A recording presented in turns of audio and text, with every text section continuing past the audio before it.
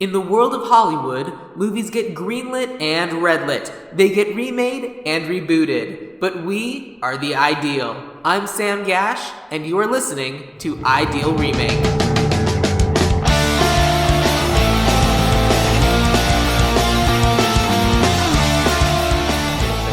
I think so. I don't see why there's any difference between those two. How does the movie Starship Troopers open? It opens with like a big, tune in to see. It was, I didn't rewatch it because I've seen it so many times, so I don't remember I saw Starship Troopers for the first time for this episode. Oh, it opens, they're following the action on the planet. It's like the shaky cam. Yeah. And there's, come on, follow me! And they're We're gonna make it! It's gonna be fine! And then Casper Van Dien gets killed, or it seems like he gets killed, and then they go to, like, him at school. Right. Is that Casper Van Dien? The one who, like, gets the one who gets killed right away? No, that's, like, the guy who's, like, the one they're interviewing. I don't remember who they're interviewing. He's in the background. It's some random schmo. And he's like, get out of here. He tries to save the reporter, and he gets killed at the end of the clip. Or you think he gets killed. Right. That's right. The guy who gets killed initially, you see later on, he's the one who's like, he's like ready to go, and he's like, come on! He's just shooting everybody and running around, and then that's where it starts, I believe, is him. And then it goes into the, do you want to learn more? Yes! Find out more about bugs. Here's why we're better. Censored. Yeah. I had never seen this movie before. My entire familiarity with the movie Starship Troopers was the Futurama episode about the brain balls. I don't remember that episode of Futurama. It's this great Zach Brannigan episode. Like, literally, I watched Starship Troopers with my friend Zach, and then I immediately was like, we have to watch Futurama episode now. So I put on, like, season 2, episode 17, or whatever it is. And it's Bender and Fry join the military so they can get a army discount card so that they can buy gum. Yeah. Okay. And so they get and then war were declared. And they get taken off planet to go fight this mysterious enemy, and it's just like bouncing balls. All right, that sounds kind of familiar, actually. It's great. I love it. And it's just Zap Brannigan saying a bunch of Zap Brannigan things, and it's amazing. So if you've seen this movie so many times, do you remember the first time you saw this movie? Like, did you see this movie in theaters? No, I saw this at a sleepover with other hockey players when I was playing hockey as a kid. I must have been like 10 or 11. What year did it come out? 96? 97. 97. So I was 11 or 12. It was rented, and it was at a sleepover and at the Federico's house. That was it was like family friends, but they had like surround sound and everything. And we watched Starship Troopers and reveled in its glorious violence without understanding any of the satire at the time. We're just like, oh, cool, they're killing aliens! The only thing I knew about this movie going in, because I went in cold, like I didn't know anything, was that it was made by Paul Verhoeven, the same guy who made RoboCop. And I knew that means I should have expected the over-the-top gore and violence, but I wasn't. Did you notice they also kind of reused some of the RoboCop score throughout, too? I don't pick up on that sort of thing, because I'm a terrible human being. Why does that make you a terrible human being? Well, because I actively hate them. I don't know. Oh. Yeah, no. But yeah, no, it's super interesting, both zany and intense movie. It's balancing so many different things at once. Like, it's being that teen, like, sexy action flick. Yeah. But then it's also a deeply layered satire. Mm-hmm. And it goes back and forth in that really weird way. Like, the shower scene where it's just like, it's just B-porn. Yeah. And if it's not there, it doesn't serve any purpose to the story as far as I know. I should probably, like, read an essay about it. I'm sure somebody's analyzed it and, like, broken down that the nudity says something about... I don't think the nudity does, although my understanding is that Paul Verhoeven insisted that the crew also be naked so that the filming of that scene wouldn't be weird. Okay. Yeah, I'm sure that made it less weird. Oh, totally. But I think it's there to set up the satire, and I think it does the Game of Thrones thing, where it couches the political intrigue of the world and the nature of the fascist society that they live in with, we're saying a bunch of really heavy shit, but look! Boobs and butts! Okay. It's softening the blow for the audience? That's how Game of Thrones does it. It's a proven method. That's insane. I mean, that's where we learned that Dejana D, it has, like, political aspirations, and like, the woman who wants to have kids but can only do it by becoming a full citizen.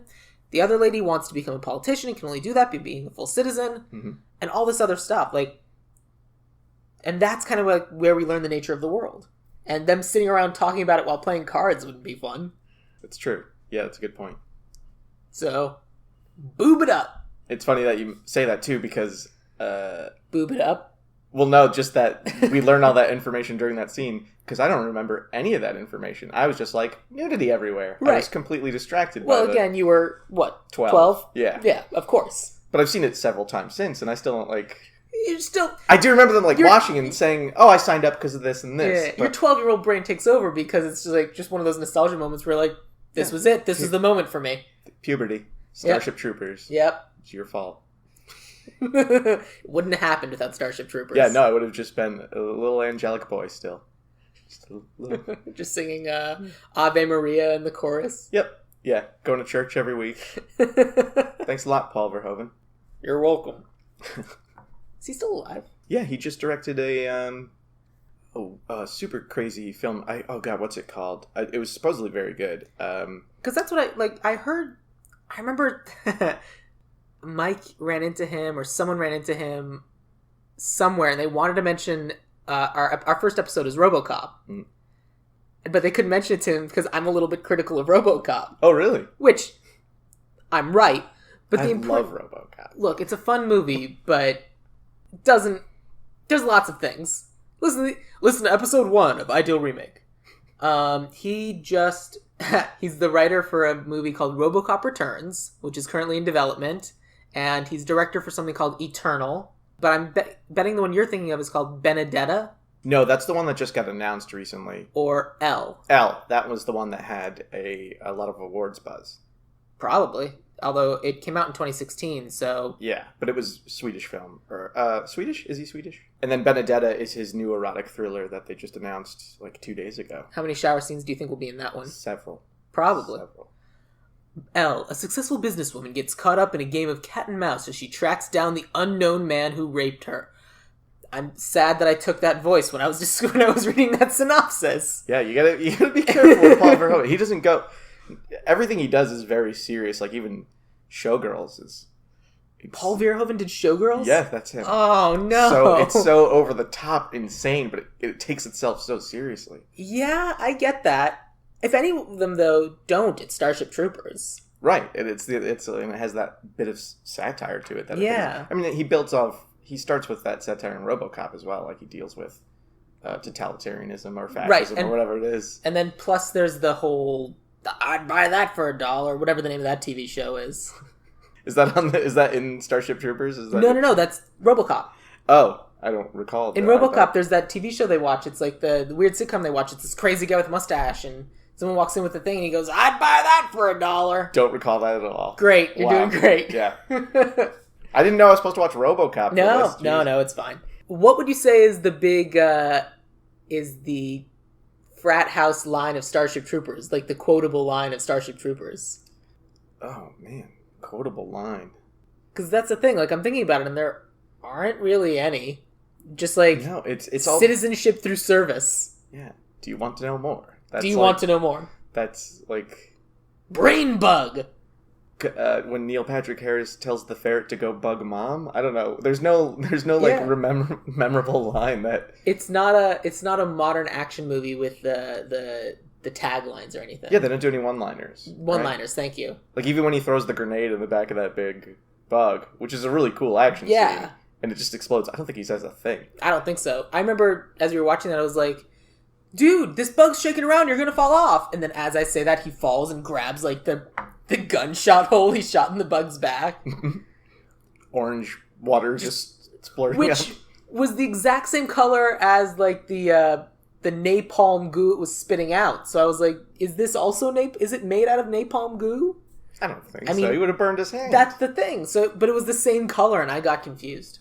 That's my number one note about Starship Troopers. The guts of the bug matched its napalm goo. I can't say it. It's hard to say. Napalm goo? Guts of the bug, napalm goo. Yeah, what? Did I say pug? Sure. I think I said pug in there. I'll take it. I like it. So, you remember, so this is just a movie that you go back to? Yeah, I find it's one of those movies that's a cult classic to me. Mm-hmm. I don't love it, but I enjoy it a lot. And I enjoy certain aspects of it to a much larger degree. Not the nudity. I love the satire so much. I think it's like a really smart anti-war film that also is a cool sci-fi action movie. Which it's strange how it balances that. Yeah, and I didn't know that going in. Zach was telling me that apparently this is based off of a very real book. Yes. That's pro-fascism. And Paul Verhoeven, like, they were looking to make that movie, and Paul Verhoeven was like, I'll make that movie, and then just satirized the hell out of it. Which is my favorite fact about this or any movie. Yeah, it's great. Yeah, I think that should happen more. I totally respect the source material, he said, laughing to himself. So yeah, full marks. And it's almost like making fun of fascism is still relevant today. Who knew? Yeah. I wouldn't have thought. Well. Which is actually a big part of my pitch that I worked on for this. Is the fascism aspect. So for this movie, you went through and you created like a complete reboot, like a page one reboot of Starship Troopers, just like but holding on to that original concept. Yeah, because I'm a writer myself, so like I can't help. I don't want to just every time I take a movie for a rewrite or a remake concept in my mind, I want to really do a full overhaul and like flesh out the things that I love the most about it, and just expound on those ideas as much as I can. Like I've done this just as an exercise for various other like B horror movies. Good, love it. So then, before we get into that, what would you say is the core essence of this movie? What is the thing that makes Starship Troopers Starship Troopers? I think it's that war satire. That satire. Oh, that working satire for that government that's like controlling you and pushing you in a direction that you don't want to go, forcing you to fight, just so that you could like live your normal life. To them, it's kill anything that threatens that horrible way of life. It's like that weird circle. That they're trapped in. They're fighting for a system that sucks so they could keep the system alive.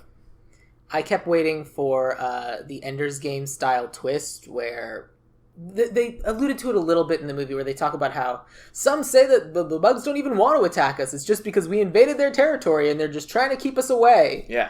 And I kept waiting for like the Ender's Game style twist of like the brain bug comes in and goes, please stop killing us. That's what I put in my...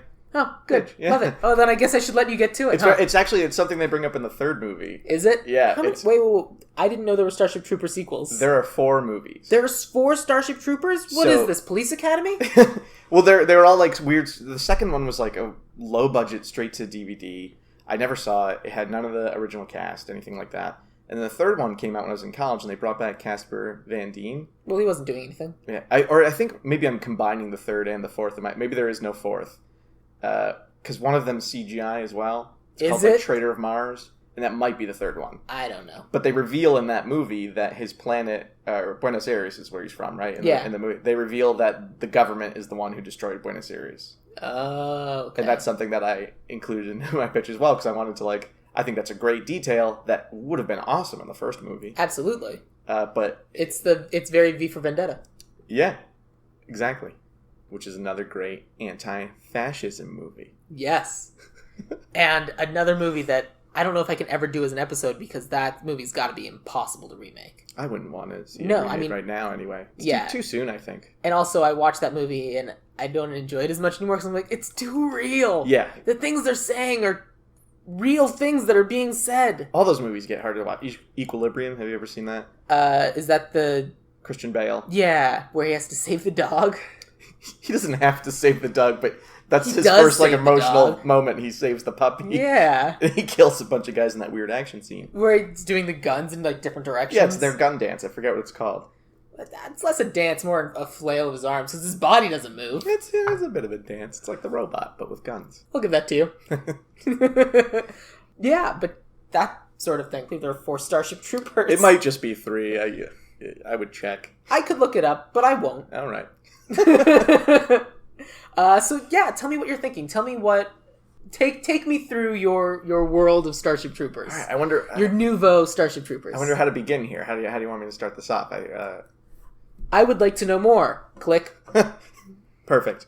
Set up. Hit it. Didn't even think it was going to go that way, but I'm glad it did.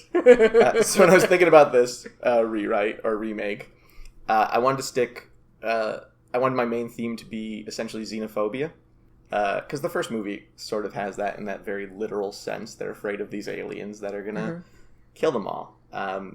So I wanted a super diverse cast, no straight white male leads, but I wanted to add somebody in who was like that all-American boy. Good, great. Like that Casper Van Dien, but I wanted him to become a psychopath. And at first I was thinking about Channing Tatum for this, and I was like, it wasn't. People would expect that of him. Exactly, so I went with Jesse Plemons. Ooh, Jesse Plemons. I'm looking this up because I want to know who you're talking about. He was just in Game Night, and he was phenomenal, and he's a very, very awesome actor. And I thought it would be great to see him as like this sort of... He's not the main character. He's one of the supporting characters, but I want to start with him because he's that focal point for our audience. He's somebody that's so stuck into this world of like fighting for the state. I'm surprised you went with someone like Jesse Plemons instead of like a CW actor.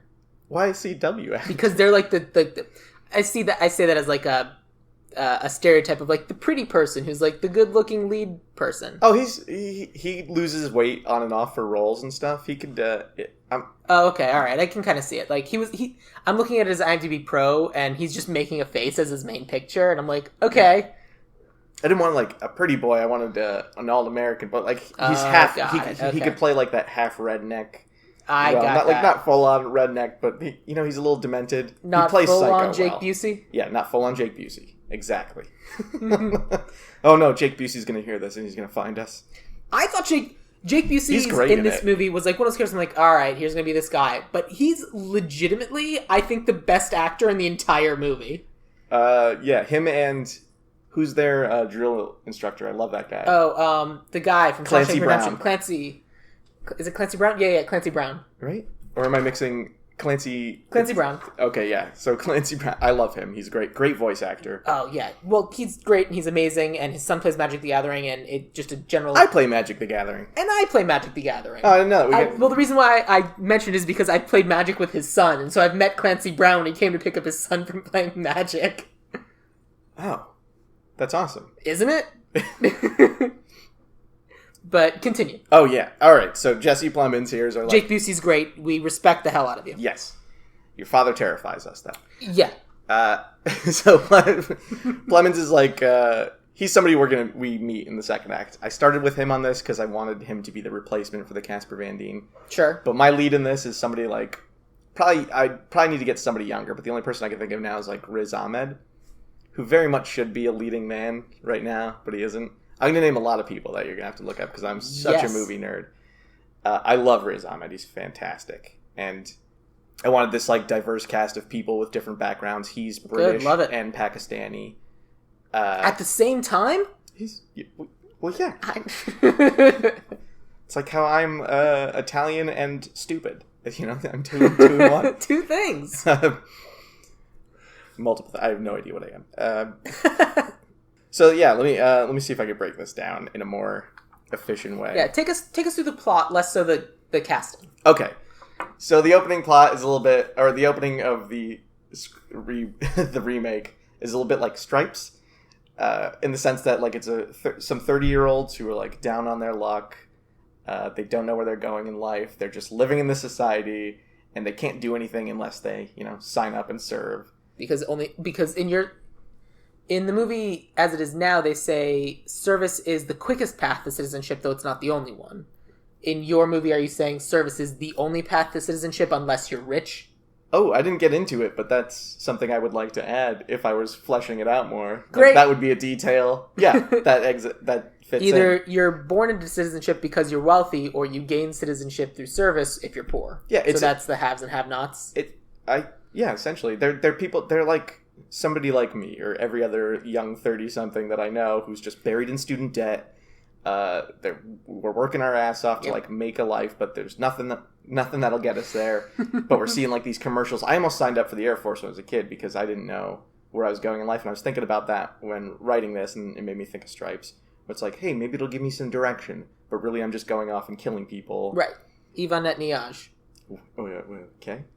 Oh, no Simpsons references for you? Okay. Oh, I know The Simpsons, but not that well. Oh, it's they had a whole kind of Josie and the Pussycat style episode where the military is hiding join the military messages in pop songs. All right, that sounds familiar. And join the Navy backwards is Yvonne Niage, and so that was their make 'em up crazy lyric, like Mbop or whatever it was for the Bart's boy band. Okay, that sounds familiar. Yeah. But not that familiar. But that's where they're at. They're these people that are just going through life and they don't know what the hell to do, so they sign up. Great. Initially, I was thinking they just straight up sign up and then their country was destroyed, which is just going to be, or their section of the country. The whole world's going to be under like this weird federation in mind, whereas it was just North America in the first one. North America is just like or in South America are combined into like one continent. They don't really get into the specifics. Yeah, I don't what's going on in the world. Specifically remember. So I'm just making the whole planet just like this whole federation thing. Great. They call themselves. Yeah. And I'm thinking it's better if they sign up because their country's destroyed or their city. So you're fridging their country. Yeah. Fridging? Yeah. The term fridging is a concept. Sorry. The term fridging is a concept for like the lead male in a movie or a TV show or a comic book is motivated by the death of their significant other. Oh, right. Okay. I didn't realize fridging was the term for that. Yeah. Like Deadpool 2. Exactly like Deadpool 2. Spoilers, everyone. Yeah. People who say Deadpool 2 is as good as Deadpool 1, you're wrong. Here's why. Yeah. I enjoyed Deadpool 2, but it's not as good as Deadpool 1 because Deadpool 1 plays with those tropes and Deadpool 2 lives in them. Yeah. And also just repeats a lot of the same jokes. But in a fun... Well, it's still a fun movie. It would have been a lot better if Deadpool wasn't the only one saying those jokes and they actually let some of the other characters have them. Mm-hmm. But that's what happens when your lead actor is also one of the executive producers. Whoa. Da-da. You burning Ryan Reynolds? Yeah. God, I'm going to send this to him. Calling him out.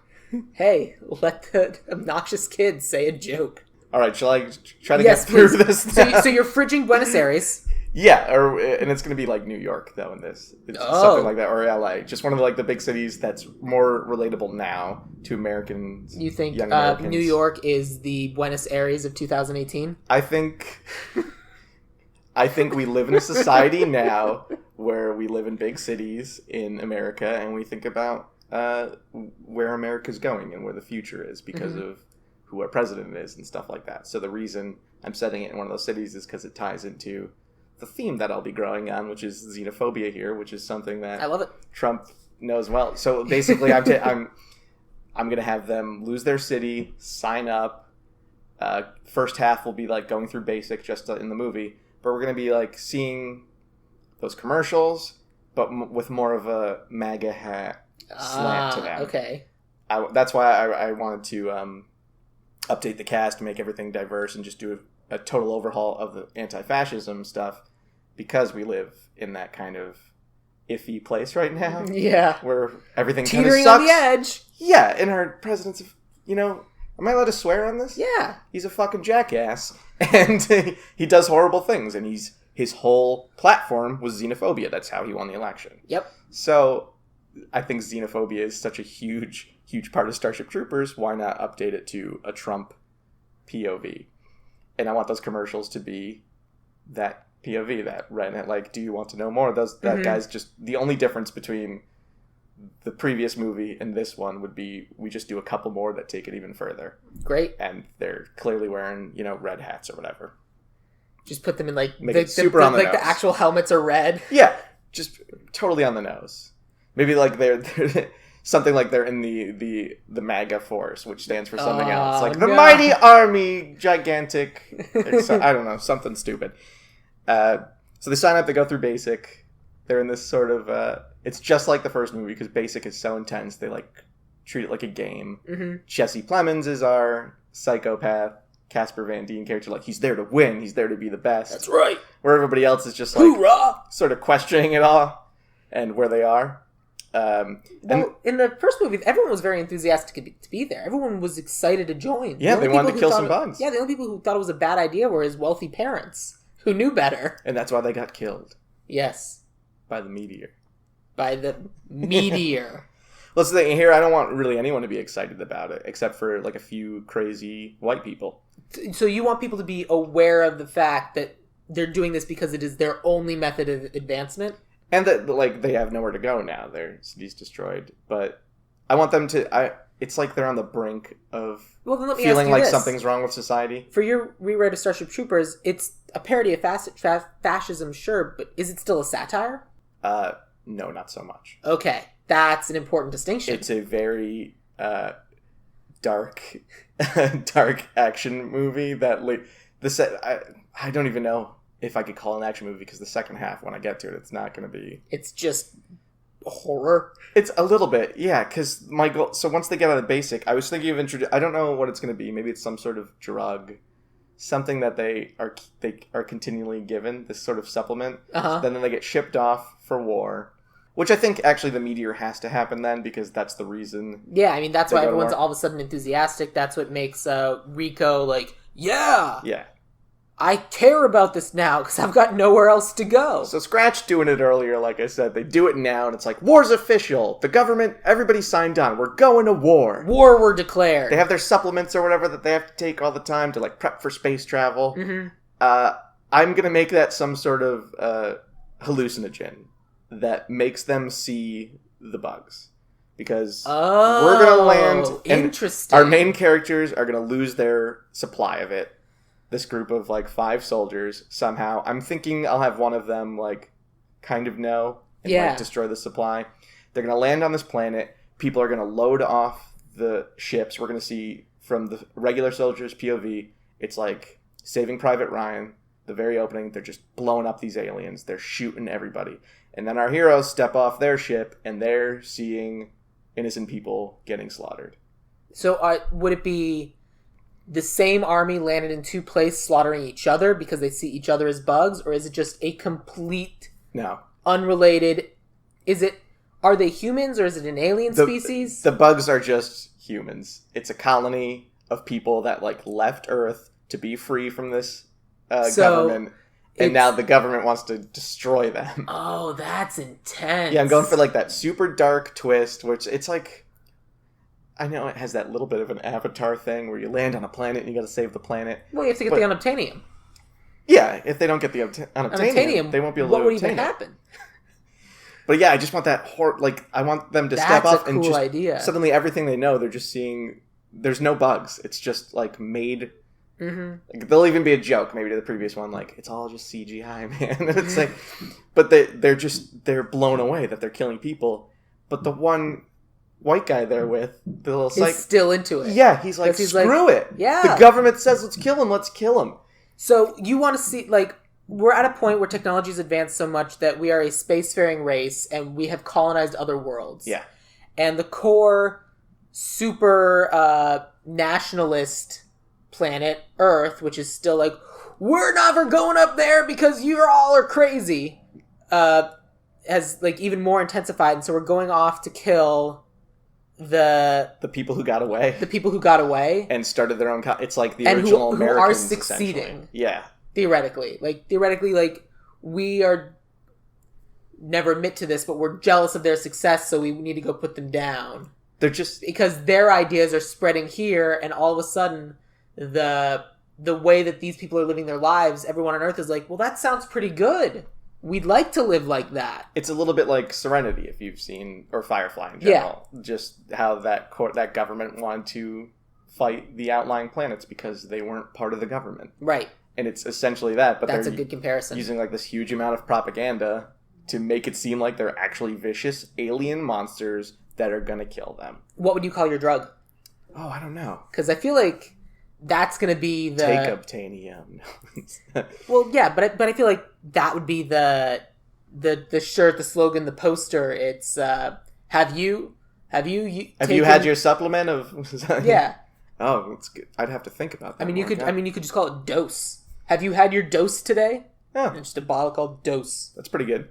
And it's, you could just make the DOSE some sort of acronym, just because people do that. Yeah. That's great. It's because I was thinking about movies, and you're hitting the nail on the head with calling it the Dose stuff. I was thinking about, and I brought them up, Equilibrium. I was thinking about Firefly. I was thinking about, like, all these other great movies that deal with that anti-fascism fever, Vendetta, which we brought up earlier, RoboCop, and I just wanted to take it to the next level. Mm-hmm. And the delirium obfuscating sight enhancer. I don't know. That's pretty good. Dose for anyone that that's right didn't get that acronym being spelled out. Yeah, I think that's a cool addition to that. That helps flesh out my pitch some more. And that's pretty much it. Then they have to decide to help? Like, are they gonna? So and then it goes into that standard sort of rebellion thing. Sure, it's less people against the unknown enemy and more people against ourselves. Yes, I can see that. That's certainly very now, because I always like taking these movies and like seeing what was inspirational to them at the time and comparing it to what would be inspirational for them now. I mean, take something like our episode 3, which is Demolition Man, where the villain is a scary black guy because it came out in 1993. That God, I would have loved to get on that one, because Demolition Man, every time I watch that, that's an amazing script. Yeah. The dialogue is funny. The thought, there's so much in there that's funny that's produced so horribly. Like, even the seashell thing is such a dumb joke that's just brushed over. But it's so good. There's so much about that, that movie in general. That's another one, though, that has the underground people fighting against the government. I mean, basically. And I don't want to, like, I don't want to go into that standard terrain of, like, now we're turning on them, but I want it to have that sort of moral dilemma and my change to your pitch would be, I feel like your act 1 is a comedy, your act 2 is horror, and your act 3 is thriller adventure. Mm-hmm. Or, like, espionage thriller, because they're trying to take down the government. Because I feel like, especially if it's Starship Troopers and it kind of has that world behind it, you have to come in with that knowledge of, haha, everything's fun, we're doing these things, we're off to go kill the bugs, because that's the world we live in, haha. Oh, that's why I want to keep those commercials in, too, because I want those first few commercials in the movie are hilarious. I think so. Like, and the kids, like, can I hold the gun? And it makes you laugh. I want to take those to the next... And then they're, like, all these kids stomping on bugs, and this, like, teacher behind them maniacally laughing. Yeah. That was terrifying. And I want to keep making it terrifying, keep pointing out, like, the horrors we're going through now. Like, I wanted... One of the commercials in here, which might be a little too dark, is like literally one of the kids has the gun. He's like shooting his neighbors. Like, are you doing your part? It's like, yeah, get off my property. And it's like, they're just doing horrible things. But the first ones will be funny. And then once we hit the Act 2 twist, that you makes put it on dark. the They Live glasses. Yes. And you see like the horrible, horrible truth. Got getting it. Worse and worse. That's intense. That's a lot. Yeah. So then, since we're creating this movie, I gotta ask, do they win? Yeah, that's a good call. I think they have to, because I love happy endings. Okay. I can't help it. No matter how dark I write, I want that optimism. I want to know that the world's going to be a better place. But it's tough. Like, I chose a director for this. Was I supposed to choose a director? Yeah, writer, director, the whole thing. I mean, I broke presumably, that down. Because you came up with this whole pitch, the writer would be you. Yeah, I actually wrote that. Me as self-promotion, me as the writer. Yeah, I picked a director too, and we'll get into that in a little bit. But but the reason why I ask is because you can kind of take this both ways of, you can have a happy ending, and it could be a legitimate happy ending. You could have a sad ending, and it could be a legitimate sad ending. Mm-hmm. Or you could have the happy ending that is or you could have the sad ending that's masquerading as a happy ending. Like, do you watch Rick and Morty? Yes. Did you see the episode where it's the Citadel of Ricks and it's all the little mini stories? Yeah. And it's the happy ending where the Rick thinks he's finally succeeded, that he finally took down the factory where they were making the little wafers. Yeah, but he's inside. That's Brazil. Yeah. It's total Brazil moment. Right. So you could also do the Brazil moment where they think they win, but all of a sudden now they're subjects of they're the test subjects for a new drug. Right. Oh, that's dark. I don't know if I want to go that dark after keeping everything so heavy. Well, I want to take a load off the audience's shoulders. Well, the nice thing about the way you're doing it is that you can have the dark heaviness, and then you have the light commercial. Just like the full setting a sad movie at Christmas. Or like it's not that sad. Cut to a class where like the teacher's just explaining that these guys were monsters as well, trying to take down the government. And that's why we don't turn on our own. It's like all the homeworld gems are afraid of rose quartz. It's a Steven Universe reference. Okay, yeah, totally over my head, that one. It's a good reference, though. Everyone should watch this show. Everyone should start watching this show at the end of season 1. Are you getting paid by Steven Universe? No, it's just a good show, and I want to talk about it with more people. Do a Steven Universe podcast. Can't. It's not a movie. Got to follow my own rules. I mean, I'm not remaking it. All right. I'm just saying. Oh, you mean a separate podcast? Yeah, just where you could talk about it. Yeah. Oh. I don't care that much. This is enough work as it is. All right. Just slyly reference it in all the other things I do. Yeah. Brought to you by Steven Universe. That's right. It's just, do you want to have delight and joy in your life? Us too. Watch Steven Universe. Yeah, that's sad. Yeah. Well, so tell me about like a little bit about the world that you envision this being. Like what style of science fiction is it? Mock utopia? Is it just more like Soylent Green, where it's, or do you want like a full separation of the haves and have-nots? Because it doesn't sound like that's really what you want to play with, and it's not really something that they played with in the first one, of a separation of the haves and have-nots. It's just, we're only paying attention to the have-nots because they're the only ones significant to our story. Right. I don't want to show too much of the, like, same as the first. I don't want to get too much into, like, what's going on in the regular world besides what they're being programmed to see. In that sort of they live sense. Yes. They live. In that, in They Live, we don't know anything that's going on. We just see the point of view of this poor guy who's like, well, I gotta make ends meet. The best possible option as our lead. Yeah. Roddy Piper. Hey. But yeah, anyway. I show a little bit of it, I think, and it is that mock utopia thing. I think it's very much our world currently, but with, like, I definitely want to mirror it to this world in a Black Mirror sense, actually, very literally. But just, we have that space travel and we have more propaganda. The only thing that's shifted is, like, we're not that much more technologically advanced except those things. Got it. Everyday life is kind of similar to ours right now. But because you're going a lot more drama, let's get into cast. Because do you want to have it like full dramatic actors, or do you want it to be comedic actors who are playing it serious? It's dramatic actors mostly, yeah. Okay. Well, then we're going to have some different people. Yeah. Because what I did was, my perception of the movie, again, my knowledge of the movie is less than a week old. And I saw this movie the first time, and what I found compelling about it was that it has all of that dark stuff in it, but it's hidden behind a mask of the kind of fun movie that we were expecting. But behind that fun movie that we were expecting is a fucked up dystopia of a world, a full fascist society. Yeah. And so you have kind of like the teens going, haha, our romance is significant, while people are literally dying all around them. You have people getting stabbed, cut in half, horrible things happening to them, and they're willingly diving into this, while also making jokes about, like, looks like your girlfriend dumped you, womp womp. Yeah. So I cast those kind of actors that could do that, but I also did a little bit of the subversion where it's the actors you expect to live, the actors you expect to do really well, and then just killing them right away. Or putting a stop to them right away. So the two biggest names that I got, sort of, were for Dejana D, the future politician who ends up falling and shooting Breckenridge, the really, really tall guy in the head. Those were my two biggest actors. Because Breckenridge, the really tall guy, the guy is like, I don't know, maybe I just gotta figure it out. I made that Liam Hemsworth. Because you get a Hemsworth, like, hey, he's fun, he's charismatic, he's gonna be around for a while.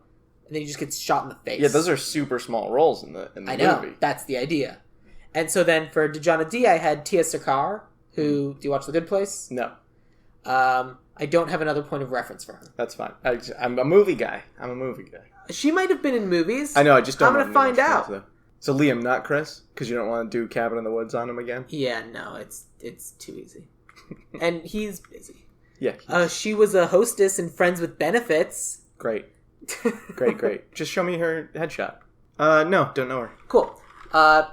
She's an actress of Indian descent. She's great. She's amazing. I would watch 1,000 things she's in. And so to have her set up, like, I want to be, like, a politician. I want to, like, I have all these aspirations because I'm using this to get ahead in life.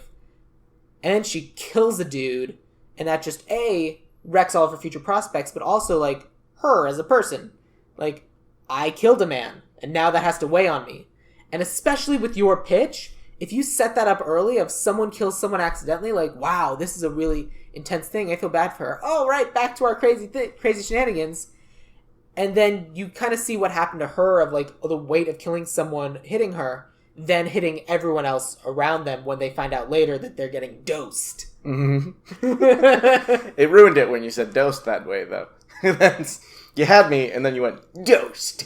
So then you lost me. Well, you gotta. Have you had your dose today, kid? Backwards hat, skateboarding. Sure have, Mister. I use dose all the time. It's how I totally rip shreds. Well, they don't. I was gonna set it up as a thing that like they take for like they need it for space travel or something. Oh, okay. Like take your supplement, you need it for. Okay. It's not like something normal people on the ground take, because then they'd be seeing bugs everywhere. Well, you can have different kinds of dose, like depending on the sort of things you're doing. It's how the government maintains control. Yeah, like blue dose, red. It's Pez. Yeah, it comes in little Pez dispensers. It's just little faces. Like it's just Big Brother is literally the head on the Pez dispenser. Yeah, that's great. Aw, little cameras in the Pez dispenser. So, just to circle back, are those your leads? No. Okay, that's just where you're starting with casting. So, yeah, I started with those two because they were the biggest two, and then throw them away. Because I didn't throw any characters. I threw a lot of insignificant characters away. Like, really high listing on the IMDb was Sugar Watkins, who was just the black guy, who I didn't know who it was, and Captain Deladier, who was the flight captain on the ship that brunette girl goes to. Carmen? Sure. Yeah, played by Denise Richards. Yeah, her character's name is Carmen Ibanez. I don't know Denise Richards' background, but I assume Carmen Ibanez would be a Hispanic character. Well, they're all Hispanic characters. Oh, right, because they're from Buenos Aires. Yeah, Johnny Rico, yeah. Ibanez, but they're all played by white people. Good point. Yeah, it's a totally whitewashed film. We shouldn't do that. I didn't do that. Yeah, I know. I have some white people, but not a lot of white people. So, for your Johnny Rico equivalent, so you're going to have, say the name of the guy. Jesse Plemons is my Johnny Rico equivalent. Yeah, okay. But he ends up losing his mind and going crazy. Yeah, he ends up not being your actual lead. No, he's definitely the antagonist. Oh. In a sense, yeah. Full antagonist. Yeah, he's like... I mean, besides the government, he's the one that's constantly in their way, because he's the one who represents the government point of view. He's on their side totally. When he realizes that they're killing people, he's like, doesn't matter, it's my job. See, I see that more as the Neil Patrick Harris character. The person who starts on their side and is their friend, but then gets... I totally dropped the whole science thing. Just science is gone? Well, the weird... Like, we're studying them. Some of us are psychic for some reason. Yeah, I totally dropped that because it's dumb. It's odd. Yeah, it doesn't super quite weird. Fit in. It's like having the weird psychic thing in Looper. I don't remember the weird psychic thing in Looper either. The kid, they have to go back and kill the kid because his psychic powers are more than everyone else. Psychic powers, that's I guess it is psychic powers. I always think mind reading when I hear psychic. Emily Blunt is sitting there spinning whatchamacallit, like a Bic lighter.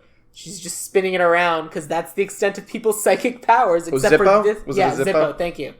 And it's just except for the kid who's super psychic and can make weird, crazy storms around him. Yeah, it's dumb. Just make him young Hitler or something. I think that's what they were trying to They were, but it was young Hitler because he was psychic. Listen, I don't critique Rian Johnson films. I love them. I love The Last Jedi. You're never going to guess who my director is. I love The Last Jedi. Rian Johnson? It's Rian Johnson. Oh, nice. Yeah, because here's the thing. Like, he takes movies that are... Well, he took this concept... He subverts tropes well. Yeah, thank you. That's a faster way of saying what I was going to wind myself around to. But yeah. And so that's why I thought he'd be a good director for this. That's what I appreciate about The Last Jedi so much. Because The Last Jedi is brilliant. That I hate about the fans who get so toxic about it. I know! He takes all of these characters that like you think are going to win, and he makes them lose. And he takes... it's diverse. It shows our generation more. It's good writing. It's a good story. And I'm mad takes about an aspect... And we just lost 400,000 listeners that are like, no! They're wrong. Star Wars! Not my Star Wars. There are a lot of people who don't like the casino scene, and I get that. It's a different tone than what they're used to in Star Wars, but at the same time, you're also seeing the background and the elite of the Star Wars universe when we've spent the entirety of our time with the downtrodden. Yeah, I love it. We have to see that. It's the first rich planet we've ever had, and it's cool. It's different, and you learn so much from Benicio del Toro's character when he's walking you through sales. I think that was great. It's amazing. It took away the good versus evil aspect that everybody pines for. Yeah. So. I love The Last Jedi. It's amazing, and it's perfect. Yeah, sorry to get you back on Starship Troopers, a different space movie. But because of all that, that's why I think Rian Johnson would be a good director for this, because he sees and recognizes it's not always black and white, it's not always good versus evil, but there are villains. Mm-hmm. There is a government trying to maintain their hold on power because they're not as populous. It's a 1% versus a 99%, and the reason why the 99% is able to stay in power is because the 1% is able to stay in power is because they manipulate the 99%. Yeah, that ties in very much directly to mine. Yeah, that's what I'm saying. Oh, yeah. That is yours. Oh. I thought that you were saying that was yours, too.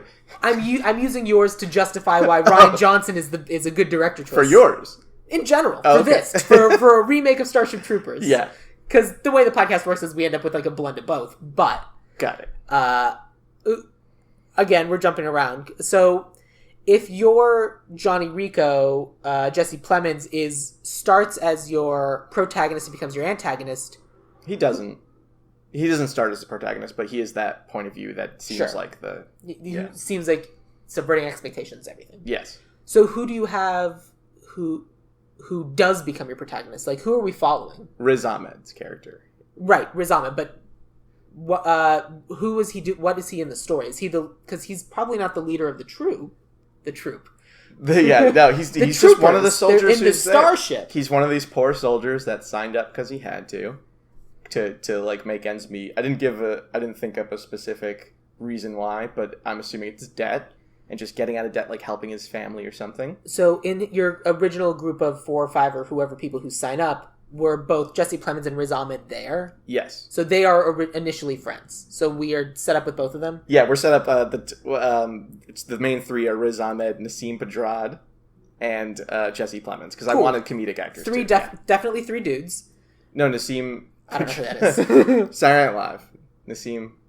Uh-huh. That's not a movie. Super talented. I'm sure she's great. All right. Well, yeah. So these are our 3. Good. Characters. Thank you for shutting me down because I did not know who that was. Yeah, no problem. That's awesome. And then Oh, I'm sorry. I mixed that up. Jessica Alba, not Nasim Pedrad. Nasim they meet in boot camp. So Jessica Alba's Alba? Yeah, I'm bringing in Jessica Alba. Why? Because she's my Denise Richards replacement. Okay. And I wanted to twist around that because you know how Denise Richards is just played as the hot girl the whole time. Right. Jessica Alba is also, her career is known as the hot girl, and I don't think that's fair because I think she actually is very talented and doesn't get those opportunities. So I wanted to cast her in that role and then twist it up so that by the end it's not just like, oh, it's not just the hot girl, it's, you know. Well, one of the things that the original Starship Troopers did very well was they did kind of subvert that and play with gender roles. I mean, the first person that you see speak in this movie is a woman of color. Mm-hmm. Like, that's very much the essence of Starship Troopers. Like, even though this came out in 1997, over 20 years ago, the first 3 people that speak are a woman of color, a white dude, and then a black guy. We never see any of those people again, but those are the first 3 people we see. And even when we're in the shower scene, it's a very... I mean, you see boobs and butts, but you don't... and so it's still kind of got the ugly aspect, but when Johnny Rico is being like shamed into leaving, one of the ladies definitely slaps him on the ass as he's leaving, which is kind of funny. Oh, I didn't see that. I don't remember that. Yeah, it definitely happens. I remember laughing at it because I was like, haha, they did a thing. And the leader of the football team was the Dizzy Flores character, where like she is the captain of the team. Yeah. She's the quarterback. And aside from the fact that in the military, with the exception of Captain Deladier over on the spaceship, on the ground in Rico's team, it's all dudes. Except for this other captain over here, mostly. And so and then the person who's able to beat up Clancy Brown is, again, Dizzy Flores, the lady, which is good. And so I thought that was something that Starship Troopers did well. Yeah, she's a badass character. Yeah. For sure. Except for the fact that she's like crazy Fatal Attraction. The only reason she signed up was to follow him. Yeah. Which is not cool. No. But fine. I mean, the only reason he signed up was to follow Denise Richards. Yeah, I wouldn't harshly critique like the sexism or dated aspects of the story. I just want to, in my version, change those. Right, good. Just make them better. I agree. I'm just trying to compliment the movie on the things that it did very well, which I wasn't expecting from a movie from this era of this caliber. Because it was good for that reason, and I think it deserves credit for it. So you have, those are your 4, I guess. Riz, Alba, and Plemons. Right. Those are my main. That's great. That's fun. And then in boot camp, they'd meet my other 2 of the 5 are Nassim Pedrad and Michael Pena. Oh, Michael Pena's great. Yeah, because I wanted those. They're both also very good at deadpan comedy. Absolutely. And for that first act, they're like they're the comedy people who are like, yeah, we're going to kill some bugs. And then when reality hits them, they're never funny again. Our casts are wildly different just because you cast people who are adults. Yes. Who would have to make these kind of hard decisions. And I went with the original casting, and I went through and I cast a lot of kids. Well, to be fair, they're all adults in the original. They're definitely in their 30s. Yeah. It made me a little bit sad that we don't have kind of like a 90210 Dawson's Creek style of casting anymore, because I could just, these people. Yeah, that's why I made them older. Actually, I couldn't think of younger people that were diverse. Smart. And I always make my life harder that way. I don't watch enough TV to keep up on the young casts, so I've got someone for all of them though, so I'm going to go through it at some point. But keep going through your cast and tell me more. That's it. That's all I got. Did you have the drill sergeant? Did you have? No, because I didn't add, because I broke this down from a point of view of rewriting it. I didn't deal with characters that were in the movie that were supporting yet, and when I write, I just create the protagonists, then the supporting cast, and then any other characters that I need, I add them as I go, and then flesh them out afterwards. Got it. Okay, sure. So that I sort of outlined, which unfortunately made me lose a lot of stuff that it's fine. Would like the drill instructor and stuff like that. Well, especially because that's a very tropey thing of movies of that era. I had the hardest time with the drill instructor, because Clancy Brown's what? He could still 30s, 40s. That's the thing. The 2 people I thought for the role were Michael Rooker and Keith David. Oh, Michael Rooker. And they're 62 and 63. And Keith David. And they'd both be great, but then I'm like, yeah, they're the same age as Clancy Brown now. There's no reason Clancy Brown can't do it in that case. Keith David does. Is this a funny drill instructor? Because Keith David does comedy so well. He doesn't get enough opportunity to do it. I know. Community, season 6 of Community, or he's was so it 5 good. or 6? He just nailed it. And yeah. And then he does some Rick and Morty VO. But yeah. And he's in a bunch of stuff, and he's always great, and full marks to him. Yeah. We did They Live for this podcast. Oh, no way. Yeah. That was a fun episode because that was a movie that I went in not knowing what to expect and being completely blown away by everything except the acting. Yeah. And the 10-minute fight scene. It's too long. It's just because the movie was so short. I know. That they needed to fill it. I know. But also, I love it the more I think about that scene. It's not to talk about another movie too long. It's a perfect metaphor for how hard it is to make somebody see from your point of view. And how hard you have to fight and how long it takes. And I love that. Yeah, a little bit, yeah. But Keith David's good in that movie. Mm-hmm. And he's good in everything else I've ever seen him. So that's why I was like, he was the best option I could come up with for Sergeant Zim, even though he's twice the age of Clancy Brown when Clancy Brown did the role. That's right. Clancy Brown does look like he was, 60 for 80 years. That's true. Because his voice just carries that age. He's Mr. Krabs. Oh, yeah. I barely watched SpongeBob, so I don't know. Yeah. That's the one that I think about the most because I'm assuming that's the one he's made the most money off of. Yeah, probably. I mean, he's good in a lot of other things too, but yeah, so my kind of main 5 were, for Johnny Rico, I had an actor named Franz Drame, who is Firestorm on Legends of Tomorrow, which is a TV show. Not a clue. I know what Legends of Tomorrow is, but I do not know who the actor, and I haven't watched it.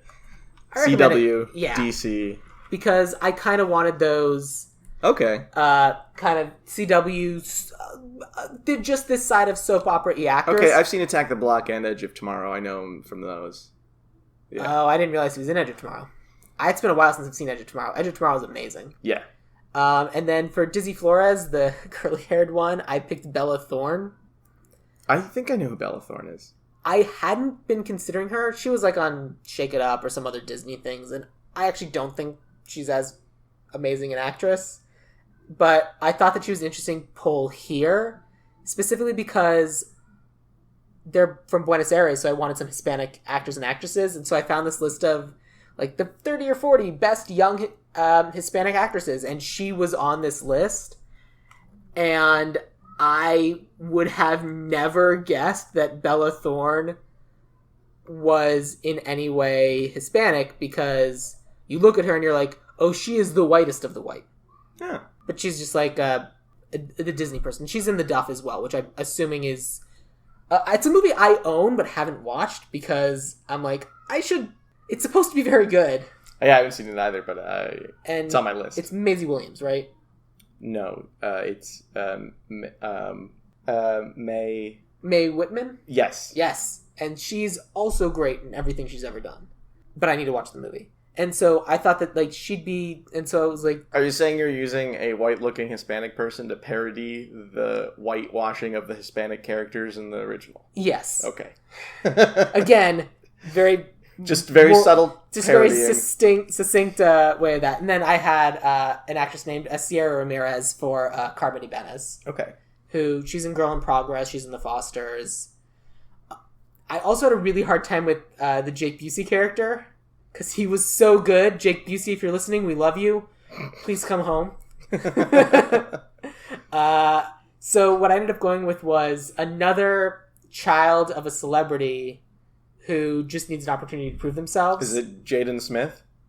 No. Damn, I was close. It's Wyatt Russell. Oh, no, he's been nailing it. His career's great. Yeah, but I've never heard of him. Really? Yeah. God, he's in so many great things. He is. Why not more? But you didn't know he was Kurt Russell's kid. Oh, no, I knew he was... I found out that he was Kurt Russell's kid, but I wouldn't have known... And Goldie Hawn, right? Oh, sure, why not? I'm pretty sure that's their kid together. I believe remember. you. Okay. I'm sure you're right. I didn't know... I'd never heard of him until I was doing research for this. And so... But, like, looking at his IMDb, he's, like, on 22 Jump Street, and everybody wants him, and he has this amazing track record, but he's not as well known yet. That might change this year. There's this movie coming out called Overlord, which, if it does well, I think he's one of the leads or the co-leads, and it's J.J. Abrams produced World War II sci-fi horror action. It's supposed to be like Wolfenstein-esque. Ah, okay. So we'll see. Cool. Yeah. And then I did recast the Neil Patrick Harris. Neil Patrick Harold. The Neil Patrick Harris role as Freddie Highmore. Okay. Who's like the kid from Willy Wonka. Just another dweeby kid playing a doctor on TV. Yeah, I mean, that's exactly it. The good doctor, right? That's his show. Oh, is he the good doctor? He's the one who he has autism and he damn it does doctor stuff. I hate that show. I didn't realize that was the same guy. Oh, I'm an idiot. Well, we're cutting that character. Can't have it. Well, I cut him too because I don't understand. Because the psychicness of it is terrible. Yeah, but I don't need somebody to break down the aliens. I don't like the psychicness. I don't think we need to break down the aliens, but I do think you need someone connected to the government who's kind of like... I think you need the person who sees this as a career and less of an opportunity for advancement. Like, not less a means to an end and more, no, this is what I want to spend my life doing. Yeah, that's still my Jesse Plemons character, but right. He's all of that. Yeah, but that was what we talked about when you were doing your pitch of like that's kind of the Neil Patrick Harris, like he's fully on board. Yeah, and, like he drank the Kool-Aid, he took his dose willingly. Yeah, and then he becomes like what, admiral by the end of the movie? Yeah, I don't know. Something he's wearing the uniform, like lieutenant or something. He's dressed very much like an SS officer in the end of the movie. He's wearing the hat and the... Well, that's one of the things they talk about in like kind of the beats for this movie is as their ranks go higher and higher, they get more and more dressed like the SS. It's something I didn't notice until now, and yeah, that's great little anti-fascism filmmaking. Yep, it's intense. But yeah, and then for like the random other dude that Carmen is interested in, it doesn't matter. Who gives a shit about that guy? I cast him. I made it Darren Criss just gonna be like, this guy's likable. We don't care about him at all. Yeah, he's very unlikable in the original. They didn't even get somebody. They didn't even try to make him likable. No. And it could. I don't know if that was on purpose or not. I couldn't decide. That's the immediate way. That's how you ruin an actor's career, though. If they're that guy was great in that role. Yeah. Playing that horrible, despicable asshole that you immediately you're like, oh, he's kind of smarmy, but I still hate him. that's what shoehorns actors when they play that role that well. Yeah. That's what makes them get typecast, and that's what makes them not book anything ever again. It sucks. I mean, it kind of worked for Neil Patrick Harris, but he already had his legacy of a child being a child actor. What brought him back was Harold and Kumar was the first movie. Right, but he's playing that asshole. Yeah. But because it was such an opposite. Oh, I'm sorry. I was playing off what you were saying of he now plays almost exclusively the obnoxious asshole. Oh, well, yeah, but that's... Because of Harold and Kumar. He twisted it and made his career, and he's now in that. Right, which is fun. But, I mean, what other actors can you think of, like, off the top of your head that played that asshole so well that they just kind of got stuck? Oh, William... Die Hard, Ghostbusters, Die Hard 2. William... He plays Pecker in Ghostbusters. He plays that asshole in every movie. And he's so good at it. But he couldn't get anything else. No. In Real Genius, he's the asshole again. Right. God, what is his name? It's William... it's going to drive me nuts. Yeah, just go to Die Hard. Or Ghostbusters. Atherton, thank you. William Atherton. So he played that asshole, and then he always played that asshole. Because so good at it. That's what he does, and he's really, really good at it. And he has... other things, but I don't know what any of these are. Yeah, those are like those look like they're mostly in production right now, right? This is 2007. Oh, wow. Nothing in production. All right. Nothing wrong with that. He's a great actor, William Atherton. Yeah, he played the role very, very well, but he did it so well that, Exactly. That's interesting. Neat. But, like, even in Die Hard again, that like the guy who plays douchey 80s guy, so good. Never saw him in anything again. I don't know his name. No. Because you said, like, people don't know how to cast that guy in something else because now he's always that character. Yep. And, like, as a society, we see them that way. It's hard to undislike somebody. Mm-hmm. And then, so finally, the only other character I had was kind of the teacher, Jean Razak. And I gave that to H. John Benjamin. Okay. All right. I see where your tone is now. Yeah. I mean, that's kind of the tone where I have all these people who are strong, either... like full soap, or the comedic people who can just make fun of the full soap. You can even swap him for Christopher Maloney too. Completely. Yeah. Or like the dude from Party Down. Anybody from that squad of American Summer. Right. Are you thinking Ken Marino? Or? I'm thinking of Ken Marino. Yeah. Okay. Yeah. I mean, basically, yeah. Although that said, Ken Marino would actually be a pretty good Sergeant Zim, the Clancy Brown character. It's a different take on it for sure, but it'd be hilarious. But that's kind of... because I saw it more as a comedy, but while all this horribleness is playing in the background. And I did the opposite. Right. Just full front porching all the horribleness. Yes. And that's the thing, like, how... What would be your goal with the Starship Troopers remake? Like, who would you be trying to speak to? Would you be trying to speak to the audience of Handmaid's Tale? Or would you be trying to speak to the audience of what's the one where the girl goes around? It was on MTV and it got canceled, but it was the girl who went around killing dudes who sexually assault women. Don't know. It was a TV show, very successful, or like the ridiculous comedy people, but like the Drunk History crowd or the whatever, or the Patton Oswalt people. My audience for this is like late teens, early 20s. Toxic masculine bros who go expecting to see a movie that's about bros kicking ass and killing aliens and then just get a wake-up call that kicks them in the pants. So your pitch or your target audience for this is very similar to what the Purge movies did. Yeah actually, when I finally watched those I was so surprised. I didn't want to see them. I saw the trailers, I was like, this is not for me. And then I would read about them and I go, holy shit, this is for me. Because they try to draw you in. With the gore and the violence. So you get all the people who are like super into the gore and the violence. And then they open your heart. Yeah. I think that's a cool demographic. And I really like that idea of going after that particular crowd. So you have me fully on board. Thanks. Yeah. I'm going to make it. Let's make it. Because most of the things that I write are going to be... I write for people who are like me, so why not write for people who are not like you? What a novel concept.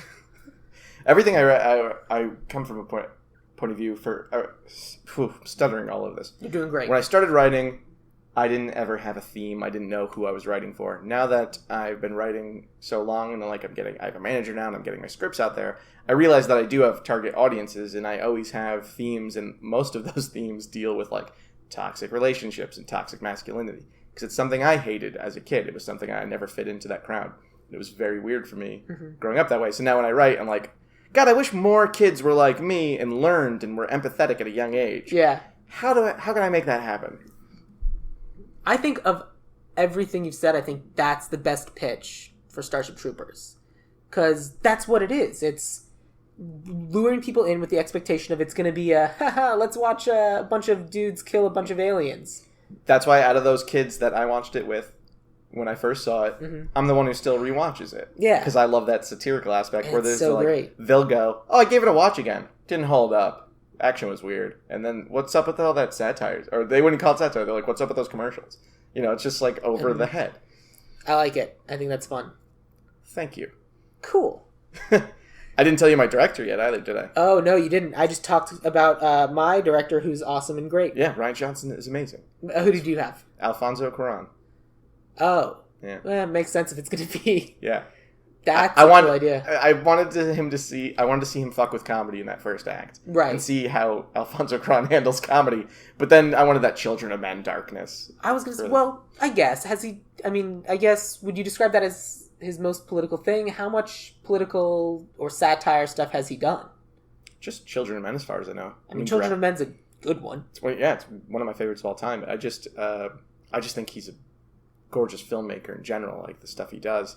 And I didn't want an American filmmaker either, because I wanted somebody like, because you think an American filmmaker would be tainted and you need someone who can see the American system from outside of it. It's more like Alfonso Cuarón's Mexican, correct? I believe so, but I can verify. Yeah. Guillermo del Toro, Robert Rodriguez, Alfonso Cuarón. I believe they're known as like this trio of directors in Mexico. So I wanted somebody who was on the other side of that Trump administration, like somebody who's like, they're build the wall. I wanted somebody who had that anger too when they're making this, like from that real artist point of view, something that drives him. I know he's not American is all. He's definitely he's not, and I for whatever reason I can't technically North American spell his name. Yeah, he's Mexican. Okay, yeah.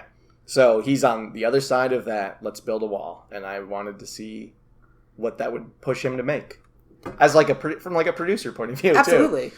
And I also think and I do 100% believe that if it's made now and it's parodying American politics, it's, even though we certainly have a perspective on it, it's hard to have a perspective on something from the inside, and it's easier to have a perspective on that from the outside. Mm-hmm. And so I think you got to have the American writer, but the foreign director. Yeah, then he'll be telling me all along in my dream scenario where I'm writing this for Alfonso. Yeah. He's like, no, you gotta add this, add that. You don't know what it's like. I'm like, no, I don't. Give me more. No, please tell me more. Yeah. I'm gonna spend all day on set just listening to you. Also working. Yeah. I'm sorry. It's pretty much how it would go. Yeah. Yeah. Well, cool. I like it. I think that's a neat concept for a movie. Which I know it wasn't exactly how you do that. Look, every episode that I do is slightly different. Like, we did a whole episode where we were remaking Superman. We pitched a 5-movie series, and it's great. Listen to that. That's amazing. But yeah, I think we ended up with something really cool, and I think that what you're describing would be a very, very good Starship Troopers remake. Thanks. Excellent. So you should write it. Okay. Just throw it in, put it right on spec. Well, I mean, you should write the movie, and then if it gets sold as a Starship Troopers remake, so be it. Yeah. Why not? I'll just give it a different title for now. It'll be Sky Boat Soldiers. Skyboat Soldiers? Yeah. Okay. I was just using synonyms for each breakdown. I know. Literally looking at my paper. I'm terrible at synonyms. I know what you were doing. All right. I was trying to think of like another like goofier title, just like that. Just I'm really proud of having come up with Dose, so I just wanted more of that. That'd be a fun podcast in itself. Just ideal remake of titles. One of the things I made us do when we did They Live was I was like, They Live is a terrible title. I'm sorry, but it is. What do we actually call this? I don't remember what we came up with, but we had to come up with a new title because They Live's bad. I like They Live. It doesn't mean anything. Yeah, it sounds more like a monster flick. Yeah. It's like they live as a movie about Frankensteins. They walk. They're among us. Or they're zombies. Yeah. Doesn't work. I hear you. But, okay, so when you write your script, when you write this movie, what would you call it? What would be your new title if it's not Starship Troopers? Oh, I don't know. I can't come up with that on the spot. That's tough. Whoa. I mean, the tagline would be... Something like... yeah, make the Federation great again. That would be like the tagline. Like that. Yeah. Again, Purge did that, but... Oh, yeah. Yeah, make the Purge great again. Right. It's such an easy one to go for. Yeah. All right, then I'd probably go for something a little different. You want to do your dose tagline, though. Well, you dose today? It would be... it would be defending the planet from the greatest enemy of all. Yeah, that's... And I'll just leave it at that, because I don't say what the greatest enemy of all is. That's clever. I think I would just do the do you want to know more and never give away that much information. Ooh. I'd advertise it like The Village. I like it. Okay, good. Where the whole... Which I love that campaign still to this day. I know it pissed off a lot of people. But the fact that The Village was advertised as this, crazy horror flick. You know what you could call it? Space Force? Space Force? Space Force is already a movie, I think. A really bad one. I know, but isn't that what they're calling... Isn't that what Trump's calling his... Oh, that's right. He is. Oh, my God, yes. The Space Force. Oh, that's good. I mean, because that's what this would be. That's literally what this would be. It is, yes. I didn't even think of Space Force going into this, and now that I'm... I didn't think of it until just this moment either. God, we gotta go back. Let's record the whole thing over. So, thanks for joining me. Oh, sorry, I jumped the gun on that. So Nick, tell me, what do you want to pitch or? Oh, please don't do this. Don't do this to me. Tell me about plugs. Do you want people to follow you on social media? Oh no, I don't care. I don't really use social media that much. Great, that's a good answer. Yeah, follow your hearts, follow your dreams. Is there anything you would like people to follow in lieu of following you? Let's see. Not the news. Don't follow that. It's chaotic. Do you want them to like or follow Stage 32? Do you want to pitch that at all? No, I'm not. I don't really want to. I'm not much of a salesman. I don't like selling anything. So you do you, guys. We just spent an entire hour pitching and selling things. Yeah, for fun. Yeah, all right. If I were pitching to a producer, yeah, that's different. I mean, I'll sell to people. I'm not going to tell them. You'd have visuals. Yeah. I have a little PowerPoint. Do they still do PowerPoints? I'll get a PowerPoint. I don't know why I'm just... Is this a reference to something? Nope, just totally burnt out from talking so long that Good. I am out of energy and I'm saying silly things. You're doing great. Just fun. Super proud of you. Thanks. Thanks for having me. Yeah. I have nothing to... Is there anything you want to... Well, I mean, if you're interested in finding out more about Ideal Remake, you can like us on Facebook, or you can follow us on Twitter, or now Instagram, where I'm being good, and I'm posting things, Chris, like you told me to. And if you want to find out more about me, my name is Sam Gasch. You can find me on Twitter at Sam Gasch, SAMGASCH. Oh, yeah, I guess if you want to follow me on Twitter, I have a Twitter. Yeah. You could figure it out on your own, though. Yeah. Nick Assunto. ASSUNTO. Yes? Yeah. Cool. Or whatever you're actually... You can Google him. He's around. I do stuff. Well, thank you for being a guest on this episode. Thank you for taking the time to recreate Starship Troopers. I know how busy you are, and I do appreciate it. Yeah, thanks for having me, and thanks for letting me do it this weird writery way. No, I think that's amazing, and I'm really happy with what we came up with. So I hope you all tune in to watch Space Force as it becomes a real thing live in front of us. I'm going to call my manager right now. Not if I call him first!